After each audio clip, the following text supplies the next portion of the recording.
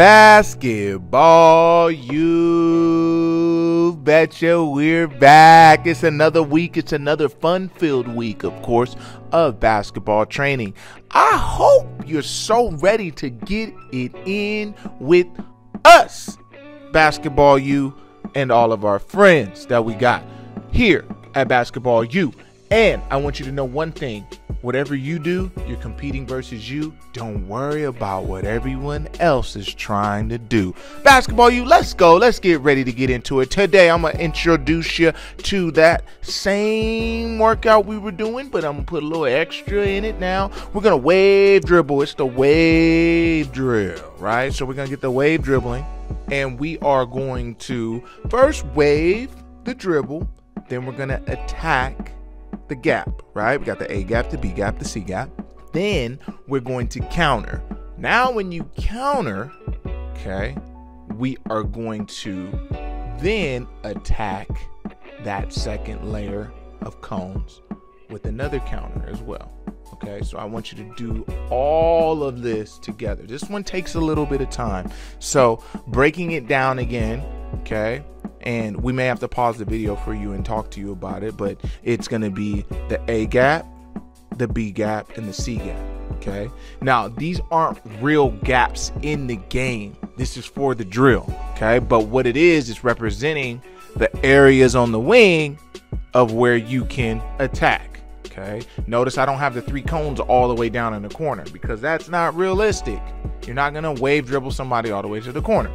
All right, so it's just giving you the ability to attack on the outside, attack back into the inside to go to the outside, then attack on the inside and then just finish on that same side. Okay, so you got to understand that this drill is a lot, and there's a lot of small detailed pieces in this drill, even though it looks very simple. Okay, and so this is just a wave dribble drill with the counter. All right, I want you to finish each one 3 times. So you're gonna wave dribble regular, outside, wave dribble, attack the B gap, attack the A gap, finish. Then we're gonna wave dribble, counter back with the crossover, finish. Then you're going to wave dribble, attack, and then counter on the secondary cone, and then go finish there. Okay, we're doing all of these 3 times each. This one takes a long time, so I hope you are engaged and you don't get bored with this particular drill. All right, and then make sure you do it on the other side as well. Then after that, we are going to go into our 5-spot layups. Okay, well, I really just want you guys attacking. Okay, the biggest thing is attacking hard. All right, working on your footwork and elevating. Okay, well, what I'm starting to realize is a lot of people are just flipping the ball up and not elevating all the way to the backboard or to the rim to finish their layups. Okay, it's very key that you try to get all the way to the rim because a lot of times your defender's on your back and you don't want to give them the opportunity to block your shot. So you want to make sure that you're giving yourself the best advantage possible. Now, looking at what we're trying to do next is we are going to talk about being in shape. Okay, so what's the importance of being in shape? I'm going to talk to you while you see me running up and down the court here on this 17. Okay, so we're going to do a 17 countdown. It is a lot. Okay, so you're going to go 17, then you're going to go 15, and you're going to go 13, and you're going to go 11, 9, 7, 5, 3, and then 1. Okay, we're doing this dribbling the entire time. Your rest period in between is only going to be 40 seconds max, and then we're just going to go. Okay, the importance of being in shape is evening the playing field for you, the less athletic, the lesser taller player, the less skilled. When someone gets tired, all that stuff goes out the window. Okay, so what I need you to understand, as the average basketball player, if you don't do extra, you can't give yourself an advantage to succeed. So regardless of all the skills I'm teaching you, if you're in better shape than someone and you can catch the ball, you can dribble it one time and finish a layup, if you could outrun me up and down the court, you could probably make a layup, right? So think about that as the duration of a game goes on and understand the importance of what being in shape does. And as my phrase goes, Are you in shape? Great, if the answer is yes. Are you in the best shape? If your answer is no, then my question is why not? Because what is your excuse of not being able to control what you can control? And being in shape is what we can control. Trying to dunk the ball, we can't control that. We can only jump so high right now, right? But the quickest progress, if you want to see results, is running and trying to get in shape. You will see those results before you trying to jump and dunk, before you making shots consistently, before you're able to make a crossover, shake somebody up and get to the rim. Okay, so that is important. I want you to understand that. And then we're going to continue with this workout. All right. Now, after that spiel, what I want you to now do our NBA sprint down, come across, backpedal back, slide across, slide back across, sprint, slide across, and then backpedal all the way. So we got 3 of these, and this is just that NBA drill, okay? And it gets you to do kind of what you see pre-draft players doing, which actually is going to be coming up soon. So you'll get to see that drill somewhere else shortly. ESPN and some different networks broadcast the NBA pre-draft. So I definitely want you to see that, as well as check out some of those workouts as well. Okay, perfect. Now I want you defensive sliding in the key.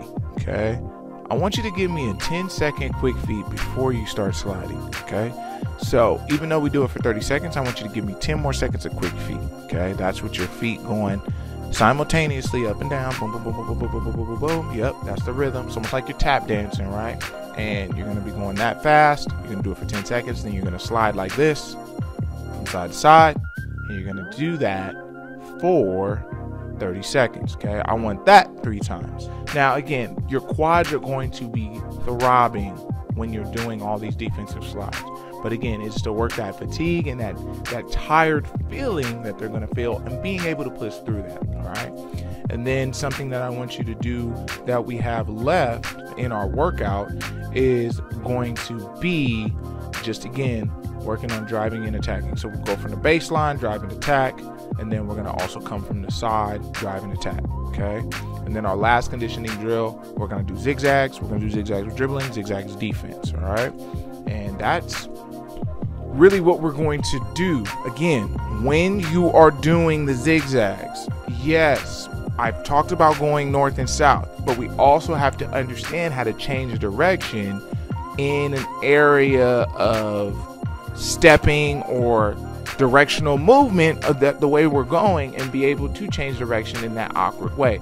We're never just going to go east and west straight or north and south straight. Sometimes we're going to be at like that diagonal feel. So I think this is important for, again, being able to sit down in our movement, drop our hips, and turn defensively. Same thing with making a move when we don't want to go through somebody and we want to go around. If you go around players, you will not be a very good ball handler, because an aggressive defender will push you and make you stand straight up, which will now make you vulnerable in turning the basketball over. So please keep in mind, when you are doing these drills, you want to stay low in an athletic stance. You can stay low and be off balance still by having your upper body over your knees and legs, okay? So really keep that in mind. When we do these drills, I want them done 3 times each. So when you're doing your defensive slide, you're doing 3 times each on both sides of the floor. When you're doing your dribbling drills, you're doing a crossover 3 times, you're doing through the legs 3 times, and then you're doing your behind the back 3 times, and then you're sprinting down. All of this is going to be conditioning along with working on your footwork and ball handling. Basketball U, I can't tell you enough how much I appreciate you. Please come on back tomorrow as we continue to get it in. The grind is now, and we are ready to propel our game to the next level, little by little. Okay, we are going to get small victories, and we are going to see small progression, which is going to lead into the bigger picture of being successful. Basketball U is the daily trainer, and I thank you. Comment if you got any questions, subscribe if you want to, and like it, because you're going to keep it moving and we're going to keep rolling. And remember, someone's always working. Are you?